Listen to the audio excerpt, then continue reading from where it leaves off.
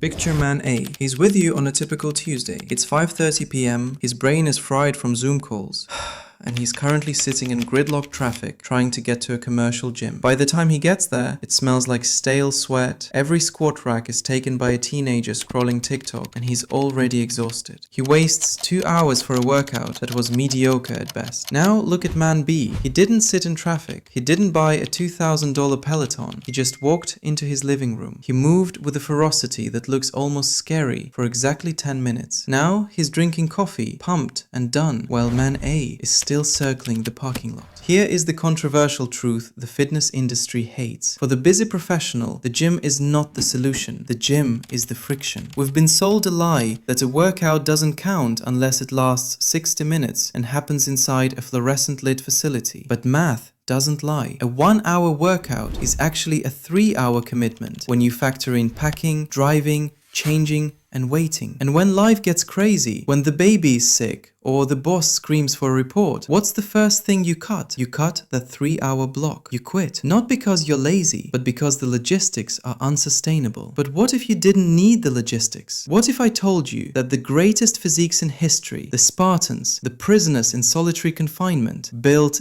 dense, powerful muscle without cable machines? They understood one biological fact that we've forgotten. Your muscles are blind. They don't know if you're holding a calibrated barbell or pushing against your living room floor. They only speak one language: tension. Today I'm giving you the blueprint to strip away the commute and the fees. I'm going to show you the 10-minute routine that leverages the intensity duration trade-off. Biology dictates that you can train long or you can train hard, but you cannot do both. If I ask you to run a marathon, you pace yourself. But if I ask you to sprint for 10 seconds, you give me 100%. By slashing your workout to 10 minutes, we remove your ability to pace yourself. We are taking the 2 minutes of actual growth signal you get in a long gym session and condensing it into a 10-minute block of pure efficiency. But I have to warn you, simple does not mean easy. This will be the longest 10 minutes of your life. To make this work, we need to rewrite your operating system. In the gym, you rest 3 minutes between sets to scroll Instagram. Here, you have 0 rest. We use a density structure where your rest is just the time it takes to crawl to the next exercise. Secondly, we stop counting reps and start focusing on tempo. Since we aren't using heavy iron, we use gravity. You're going to follow a 3-1-1 tempo. 3 seconds down fighting gravity, a 1 second dead stop at the bottom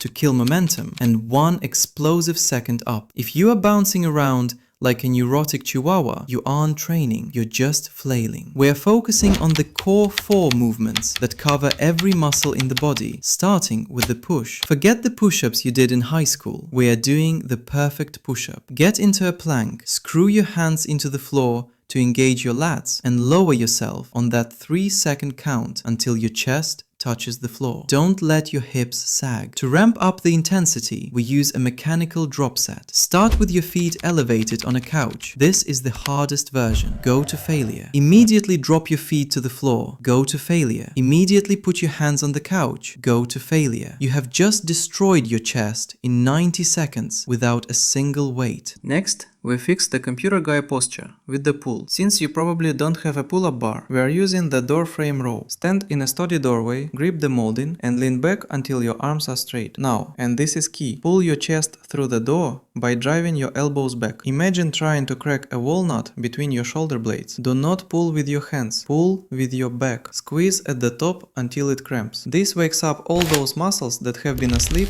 while you sat at your desk all day. Now we enter the pain cave, the leg. We are using the Bulgarian Split Squat, widely known as the relationship killer, because you will hate it. Put 1 foot on a couch behind you, step out and lower your back knee to the floor. To make this brutal without weights, we use 1.5 reps. Go all the way down, come up halfway, go back down, then come up all the way. That is 1 rep. This keeps your quads under constant tension. Do 10 reps per leg and try not to cry. Finally, we hit the hinge with the Slider Walkout. Lie on your back, lift your hips high and slowly walk your heels out until your legs are straight. Then walk them back in. Your hamstrings will feel like they are rolling up into the back of your knees. Rest for 60 seconds, then do it all again. 2 rounds. That's it. Common objection. But won't I plateau without adding weights? No. Because you aren't just lifting weight, you are mastering leverage. When the push-ups get easy, you slow down the tempo. When that gets easy, you switch to single leg squats. There is always a way to use physics to humble you. But the real secret isn't the exercises, it's the intent. You have to enforce a phone ban. For 10 minutes, you are unreachable. You need to visualize the muscle contracting with every rep. You have a choice. You can continue to be man A, the guy who is always planning to get back in shape, but never finds the time. Or you can be man B, the operator, who can drop down in a hotel room, a park, or a bedroom and get a world-class stimulus in less time than it takes to brew a pot of coffee. Stop overthinking the gear. Stop looking for the perfect app. Get on the floor. Start the timer. Move. If you want a simple tracker to log your reps and beat your score next week, check the link below. I'll see you in the next one.